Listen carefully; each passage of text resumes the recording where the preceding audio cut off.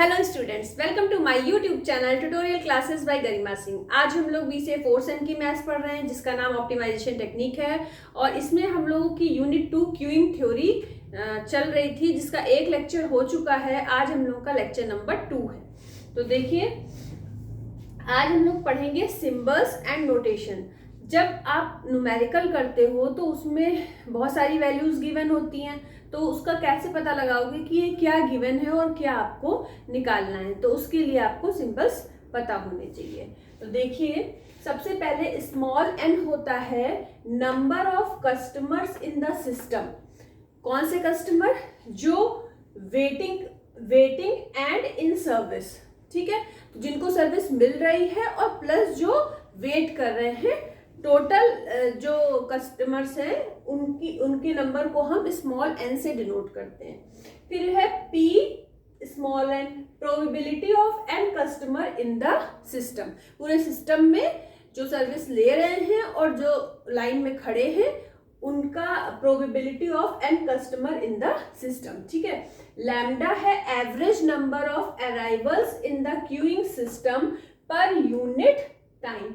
तो क्या बोला गया है इसमें कि average number of arrivals. Average number क्या होता है कि जैसे हम मान लें कि हर 1 घंटे में लाइन में कितने लोग होते हैं, तो उस क्यू में कितने लोग होते हैं। तो एवरेज नंबर मतलब हम ये नहीं बोल सकते कि अभी जो है हाफ एन आवर में इतने हैं तो 1 घंटे में इतने हो जाएंगे, 2 घंटे में इतने हो जाएंगे। तो इस तरीके से हम नहीं बोल सकते, हम एवरेज नंबर बोल सकते हैं, एग्जैक्ट नंबर नहीं बोल सकते हैं। और एवरेज नंबर निकालने का तरीका आप लोगों को लास्ट क्लास में बता चुके हैं। Average number of arrivals in the queuing system per unit time. Per unit time कुछ भी हो सकता है, half an hour, 1 hour, 10 minutes, 15 minutes, कुछ भी हो सकता है पर यूनिट टाइम, ठीक है, जो भी क्वेश्चन में गिवन होगा। म्यू क्या है? Average number of customer completing service पर यूनिट टाइम। अब ये एवरेज नंबर ऑफ टाइम के लिए एवरेज नंबर ऑफ कस्टमर की वो पर यूनिट टाइम। अब पर यूनिट टाइम हो सकता है 15 मिनट में वो कितने कस्टमर को निपटाते हैं, या 1 घंटे में वो कितने कस्टमर का काम फिनिश कर देते हैं, 2 घंटे में कितने कस्टमर का काम फिनिश कर सकते हैं। तो ये पर यूनिट टाइम की बात कही गई है कि पर यूनिट टाइम में कितने नंबर ऑफ कस्टमर्स का काम फिनिश हो जाता है, ठीक है, ये न्यू है। और इसमें हर जगह एवरेज नंबर की बात करी क्योंकि एग्जैक्ट नंबर का पता हमको नहीं चलता है। फिर अब ये रो की तरह लिखा हुआ, ये पी नहीं है, ये रो है। और रो कैसे निकालते हैं? Lambda upon you. और इस रो को हम बोलते क्या है? ट्रैफिक इंटेंसिटी और सर्वर यूटिलाइजेशन, ठीक है। तो ये होता क्या है? ये होता है कि जब तक सर्वर बिजी रहता है वो है रो, ठीक है। Expected fraction of time in which server is busy. जितने टाइम तक काम होता रहेगा उस टाइम तक सर्वर बिजी हो सकता है, ठीक है भाई। अगर क्यू में लोग खड़े हैं और एक एक करके सबका काम हो रहा है तो सर्वर उतने टाइम तक बिजी है जब तक काम चल रहा है। तो वो हम कैसे निकालते हैं? Rho is equal to lambda upon mu, ठीक है। एस क्या है? Number of service channel. Number of service channel, जैसे आप बैंक में जाते हो, आपको रुपए जमा करने हैं बैंक में जाके, तो होता है ना कैश काउंटर, फिर अगर कोई और काम करवाना है तो उसके लिए अलग काउंटर। तो यहाँ पे सर्विस चैनल की बात करी गई है। अगर एक ही सर्विस के लिए कितने काउंटर है? 1 हो सकता है, 2 हो सकता है, 3 हो सकता है। इसके बारे में भी आप आगे पढ़ोगे। तो उसी की बात कही गई है कि ये एस क्या है? नंबर ऑफ सर्विस चैनल्स या सर्विस फैसिलिटीज, ठीक है, कि कितने काउंटर होंगे उस एक सर्विस के लिए। कैपिटल एन क्या है? Maximum number of customer allowed in the system. अब कितने maximum number of customer allowed किए जाते हैं उस सिस्टम में, ठीक है। हो सकता है बच्चे की स्कूल फीस जमा करने गए हो, या बैंक में रुपए जमा करने गए हो, या इलेक्ट्रिसिटी बिल जमा करने गए हो। तो मतलब ये होता है कि मैक्सिमम आज वो इतने कस्टमर्स को अलाउ करेंगे, उसके बाद उनकी विंडो क्लोज हो जाएगी और वो आगे काम सर्वर नहीं करेगा। एल लिखा हुआ है और स्मॉल एस लिखा हुआ है। इसका क्या मतलब है? Mean number of customer in the system. Mean number of customer in the system, waiting and in service. तो मीन नंबर ऑफ कस्टमर की बात करी गई है, इसको डिनोट किया गया है LS से, जो वेट कर रहे हैं और जो सर्विस ले रहे हैं, दोनों को मिला के किससे डिनोट किया गया है, LS से। और हर जगह मीन नंबर की बात करी गई, एग्जैक्ट नंबर का आप पता नहीं लगा सकते। आप ये नहीं पता लगा सकते कि हर एक बंदे को 10 मिनट लगेगा। मान लो एक बंदे को केवल पासबुक जो है पासबुक में एंट्री करानी है और एक बंदा बहुत सारा काम लेके आया है, तो उसको अलग टाइम लगेगा बैंक में और उस लाइन में, और उसको दूसरा टाइम लगेगा। हो सकता है एक बंदे का काम 2 मिनट में फिनिश हो जाए, एक बंदे का काम 10 मिनट में फिनिश हो, तीसरे बंदे का काम 15 मिनट में फिनिश हो, चौथे बंदे का काम 2 मिनट में फिनिश हो जाए। तो एग्जैक्ट टाइम हम नहीं निकाल सकते कि पहले बंदे और दूसरे बंदे के बीच के टाइम को हम एग्जैक्ट टाइम नहीं निकाल सकते। हमें एवरेज टाइम ही निकाल सकते हैं कि हमें 10 बंदे हैं तो 10 बंदों पे कितना टाइम लग रहा है। तो टाइम क्या, सारे एक बार क्या किया उन्होंने कि सारे बंदों का टाइम कितना कितना लगा, डिवाइडेड बाय 10 कर दिया, तो उससे एवरेज टाइम निकल आया। लेकिन कभी भी इसमें एग्जैक्ट टाइम नहीं निकल सकता, ठीक है, क्योंकि हर एक बंदे का काम अलग अलग है और तो अलग अलग टाइम लगेगा। हो सकता है कि सर्वर बीच में सर्वर भी लगातार काम ना कर रहा हो, बीच में उसने भी ब्रेक ले लिया हो, तो उसकी भी जो है टाइमिंग बढ़ जाएगी। तो इसलिए हमेशा हम एवरेज टाइम की बात करते हैं, ठीक है। अब देखिए एवरेज टाइम या मीन टाइम जो भी, अब LS क्या था, mean number of customer. Mean number of customers की बात करी गई है, एग्जैक्ट नंबर ऑफ कस्टमर्स की बात नहीं की गई है।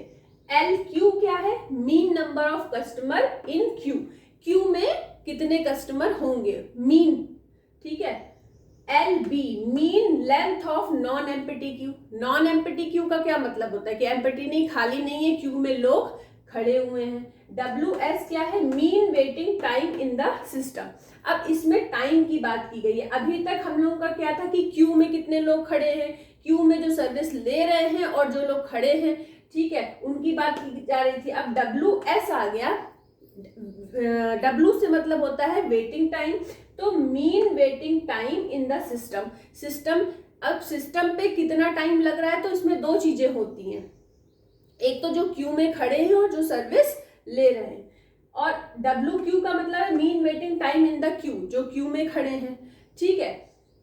WS में वो सारे आ जाते हैं कि जो बंदे लाइन में खड़े हैं, जो बंदे सर्विस ले रहे हैं, सब पूरा टोटल मिला के कि जब वो लाइन में खड़े थे और जब वो सर्विस ले ली, पूरे टाइम को हम बोलते हैं मीन वेटिंग टाइम। मतलब mean waiting time in the system का मतलब क्या है कि जैसे लाइन में बंदा लगा और अब उसको सर्विस मिल गई, तो उस पूरे टाइम को, ठीक है, तो वो दो चीजें जुड़ जाती हैं उसमें।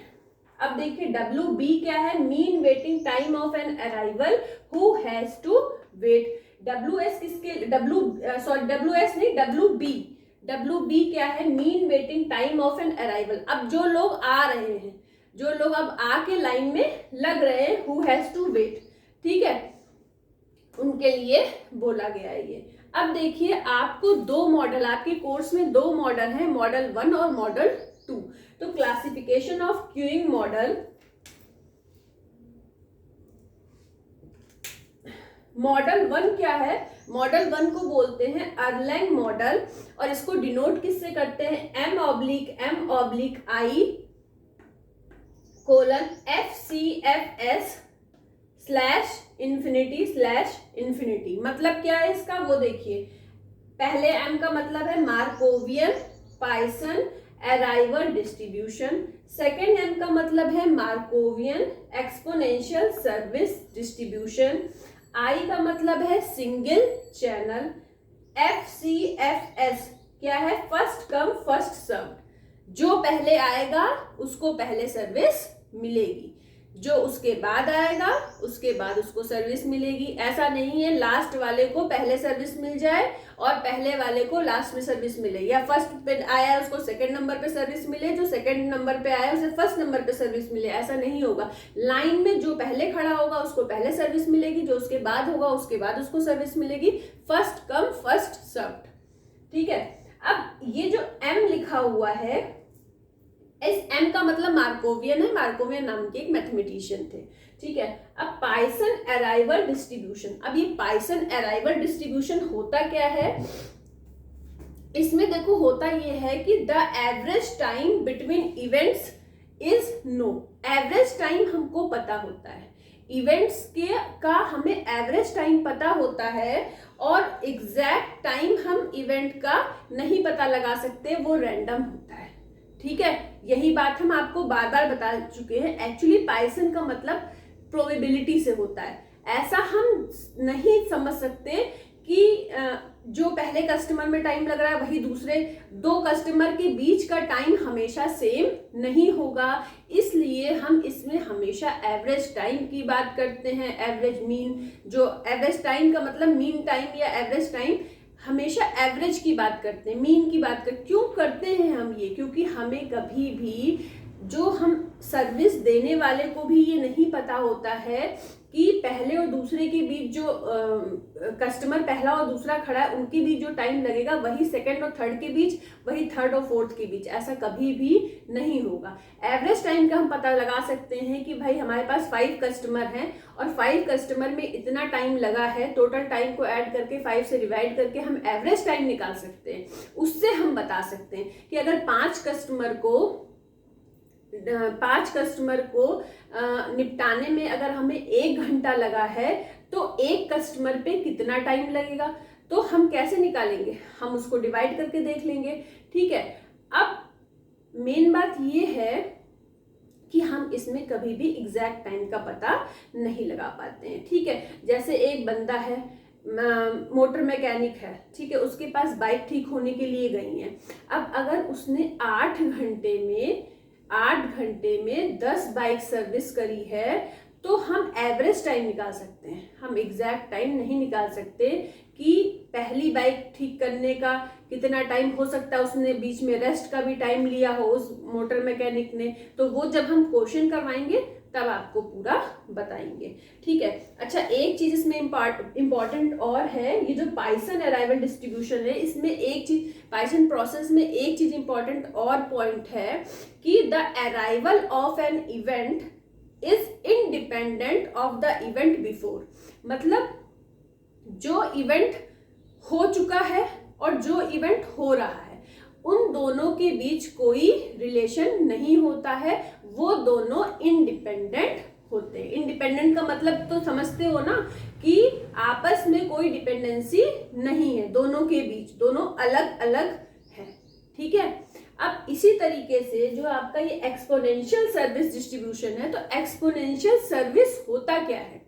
एक्सपोनेंशियल सर्विस होता है the amount of time spent on average to complete the task.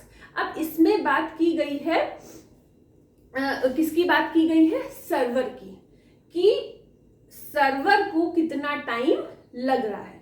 अब ये दोनों एक्चुअली, ये जो दोनों है ना वो सिमिलर है, सेम तो नहीं बोल सकते, पर ये दोनों जो हैं पाइथन अराइवल डिस्ट्रीब्यूशन और एक्सपोनेंशियल सर्विस डिस्ट्रीब्यूशन, ये दोनों सिमिलर हैं। तो इसमें अगर एग्जाम्पल ले लेते हैं, पहले तो the amount of time spent on average to complete a task, तो इसमें ये अगर हम एक एग्जाम्पल ले लेते हैं कि एक इंजीनियर है, वो एक दिन में 3 सर्विस देता है, एक दिन में 3 सर्विस देता है। वो इंजीनियर कोई भी, मतलब वो इंजीनियर जो है वो एक तरीके से एक सर्वर है जो 1 डे में केवल 3 सर्विस देता है। तो 3 सर्विस देता है, एक दिन में कितने घंटे होते हैं? 24 आवर्स होते हैं। तो हम ये निकाल सकते हैं कि उसने एक सर्विस कितनी देर में पूरी की? 8 आवर्स में। कैसे निकाला? 24 डिवाइडेड बाई 8। ऐसा क्यों किया हमने? क्योंकि आपका था कि if an engineer can complete 3 service calls a day, अगर वो 3 सर्विस निपटाता है 24 आवर्स में, एक दिन की बात की गई है 24 आवर्स में, तो एक सर्विस को उसे निपटाने में कितना टाइम लगा? तो 8 आवर्स उसको लगा। कैसे निकाला आपने? 24 डिवाइडेड बाई 3। तो ये होता है एक्सपोनेंशियल सर्विस डिस्ट्रीब्यूशन। तो दोनों में बहुत डिफरेंस नहीं है, इसीलिए लिखा गया है Poisson and exponential are related to each other. ठीक है, अब ये हो गया आपका मॉडल 1 अर्लैंग मॉडल। अब मॉडल 2 क्या है? मॉडल बहुत सारे हैं, लेकिन आपकी कोर्स में केवल 2 ही मॉडल हैं। अच्छा, ये बात भी आप समझ गए, फर्स्ट कम फर्स्ट सर्विस। आई का मतलब था सिंगल चैनल। अब जो यहाँ पे बात की गई थी एस की, S is equal to number of service channel. तो सर्विस चैनल आपके कितना होगा? केवल सिंगल चैनल, एक ही चैनल होगा। और एक ही चैनल की बात क्यों की गई है? तभी तो लंबी क्यू बनेगी। अगर नंबर ऑफ चैनल्स ज्यादा हो जाएंगे तो क्यू बनेगी ही नहीं। ठीक है, तो इसमें जो आपका मॉडल 1 है और मॉडल 2 है, दोनों में ही सेम बात बोली गई है कि सर्विस चैनल एक होगा। इसके बाद एक चीज और हमें बतानी है कि कैपिटल एन जो था, maximum number of customer allowed in the system, वो होते हैं इन्फिनिटी। कितने होते हैं? इन्फिनिटी।